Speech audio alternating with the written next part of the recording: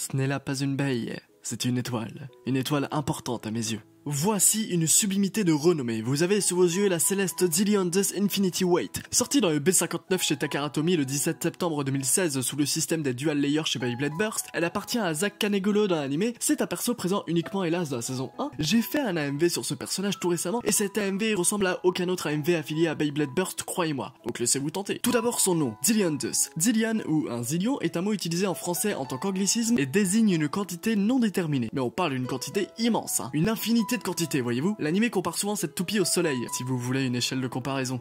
Zeus est le roi des dieux dans la mythologie grecque, son nom est Jupiter chez la mythologie romaine, cette baille deviendra Zillion Z-Tron Z2 chez Hasbro. Le layer, niveau graphique, c'est parfait. On a des beaux yeux bleus, des petits éclairs de Zeus partout, et deux lames sont en forme de Z pour son identité. Niveau technique, dans un souci de construction de ma vidéo, je vous parlerai de son gimmick plus tard. Sachez simplement qu'elle a dans son layer deux billes indépendantes qui agissent à la force centrifuge. Allez, on en reparle après, hein. Niveau forme, alors, elle est symétrique dans les deux sens, elle a des lames partout, et surtout à toutes les hauteurs. Elle a 6 points d'impact majeurs, oui, cela est pas leurs homologues par symétrie car c'est une baille à rotation droite. Je tiens à une mention honorable à ces deux lames qui sont inclinées dans le sens de rotation. Vous l'avez pas? Considérant les bailles en rotation droite, quasi tous les layers de type attaque ont leurs lames inclinées dans le sens inverse de rotation, car dans le cas contraire, ça pourrait être clairement trop violent en fait. Il y a des petites exceptions ici et là, telles la première Valkyrie, la Midoboros, la Dark Death Sizer, la Inferno Ifrit ou encore certaines lames des Excalibur. Mais ces lames sont en général assez petites et ressortent assez peu du layer. Mais sur Zeus, elles sont là, elles sont présentes quoi, et elles peuvent faire très mal. Après, elle peut aussi plutôt bien encaisser, ces 4 parties étant assez lisses et assez hautes, les chocs seront atténués. Néanmoins, avec tout ça, vis-à-vis de ses lames partout, elle a une plutôt mauvaise inertie, donc l'endurance sera pas incroyable, vu que l'air viendra la déséquilibrer. Je rappelle que c'est sans prendre en compte le gimmick, donc les formes factuellement, elles ont une plutôt mauvaise inertie. Le merveilleux disque Infinity qui a ses formes en spirale, comme si l'air parcourait son inertie à l'infini. On remarque qu'il est légèrement ovale, mais sinon clairement un disque fait pour la stabilité avant tout. Le disque n'a rien d'extravagant sur le poids, 20 grammes. Driver Weight. Oh, une prouesse ce driver. Les formes sont classiques et la pointe en elle-même est une bille en métal, donc très peu d'adhérence au stadium. L'abeille est limite en train de glisser. Le tout pour de la défense statique qui se loge au centre pour ne plus bouger. Et avec la pointe en métal, l'endurance est aussi présente. Et selon le même principe que la lignée de fusion Unite ou Merge, quand l'abeille se prend un coup ou quand on tire incliné, l'espace d'un instant, la partie en plastique peut toucher le stadium et devient donc un deuxième point d'adhérence, une deuxième pointe à l'abeille si vous voulez, et qui donc décale le centre de gravité sur lequel l'abeille tourne et change l'angle de l'abeille, et qui peut donner parfois de surprenants mouvements agressifs, tout en sachant du coup que ça fait perdre en endurance et l'ad. Bien, une baille sublime de 35 grammes et j'ai enfin tout dit. Reparlons du gimmick, c'est passionnant. Alors, des billes en métal qui tournicotent dans la toupie en elle-même, on s'en tape depuis Bakuten. Les Draciel étant le premier symbole de la stabilité dans Beyblade, et les billes étant le gimmick parfait pour cet effet, de la Draciel Metal Ball Defender jusqu'à la Draciel V2, elles avaient toutes des billes à différents endroits. Mais chose à noter, elles étaient tout le temps sous les lames, à l'endroit de l'axe de rotation chez MFB. Et justement, qu'avons-nous eu chez MFB? La première baille est la beauté absolue, la rotation parfaite, vraiment une rotation sans faille, la baille rare du Random Booster volume 4, Earth Virgo. Earth Virgo est armé de l'axe de rotation GB145, un axe comportant deux billes qui se rétractent à la force centrifuge. Ce qui fait de cette baille une baille qui vise l'endurance par excellence. La stabilité est telle qu'en pleine rotation, on ne peut y apercevoir la moindre oscillation. Le temps s'arrête et elle tourne à l'infini. Ça devient là juste une image semblant être en équilibre parfait,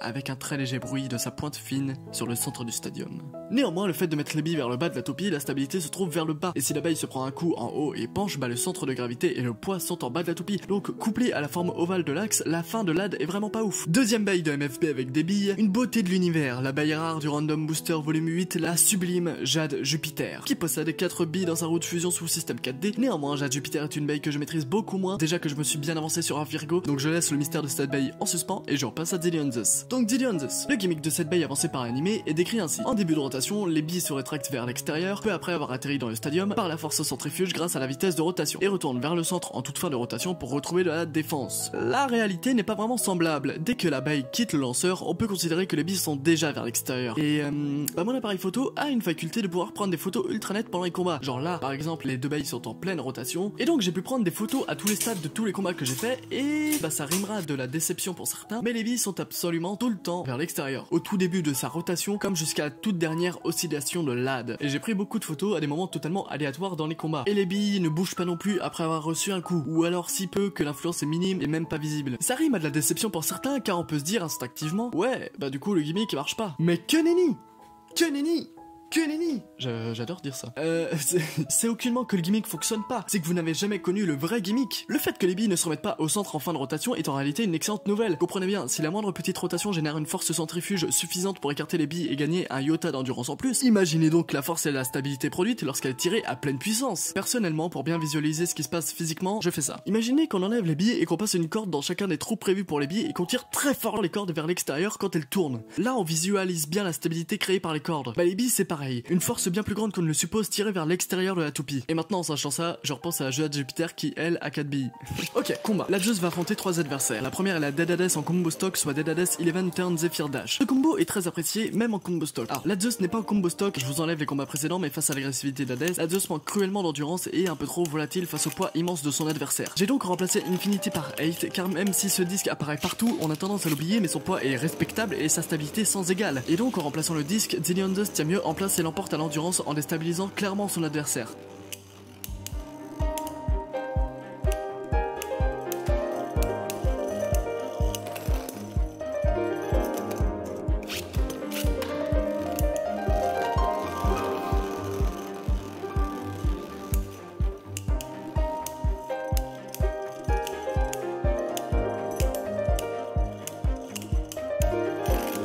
Son deuxième adversaire est God Valkyrie Magnum Impacto. C'est là un combo à double tranchant, soit Zeus burst, soit Valkyrie perd. Les autres scénarios imaginables surviennent rarement. Le problème pour Zeus étant que son adversaire possède justement une très bonne capacité à burst ennemi. La solution que j'ai choisie est de remplacer Weight pour un driver au meilleur ressort, ainsi donc apparaît le driver Friction. Une pointe en bille ultra lisse car elle n'est pas en métal mais en POM. Et la bille est bien plus grosse que Weight, donc on perd le potentiel agressif de Weight dont j'avais parlé pour tout baser sur la stabilité face aux offensives de Valkyrie. Après c'est pas magique non plus, les lames de Valkyrie restent d'une facture d'exception, mais il suffit d'un blader mal entraîné qui rate son rush shoot pour que le combat soit scellé.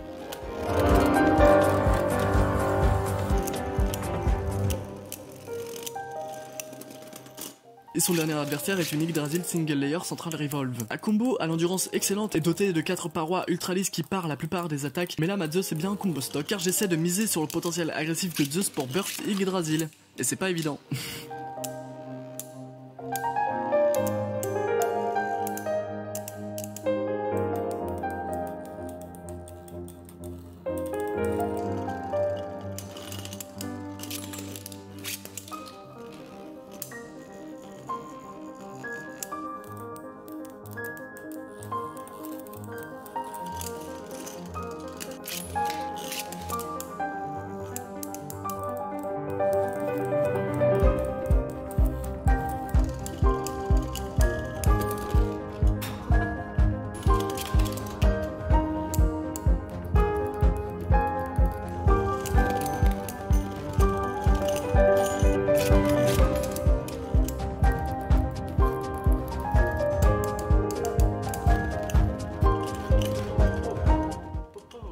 Vous avez vu sur les 3 adversaires, c'est le single layer qui a le mieux résisté à Zeus. Bien, ce fut une baille qui me tenait fort à cœur car ce fut la première que j'ai cherché à obtenir. Comprenez bien, la première baille que j'ai voulu avoir entre les mains tant elle me paraissait incroyable, c'était Zillion Zeus. Seulement, jeune apprenti que j'étais à l'époque, l'impulsion de vouloir me procurer cette merveille au plus vite et le manque d'infos abordables sur ton de recherche à l'époque, je me suis acheté une fake sans le savoir, ni sans le vouloir, vous l'aurez compris. Et j'avais pas de stadium donc je jouais dans une poêle. Ne faites surtout pas ça, il en va de votre honneur et de la sécurité de vos bailles. Quoi qu'il en soit, j'espère au plus sincèrement vous avoir fait découvrir cette baille en profondeur. J'espère que vous pouvez désormais mieux comprendre et donc appréhender son gimmick. Et sur ce, c'était Castiel et j'espère vous croiser dans le milieu du Beyblade à l'avenir. Après le confinement PTDR.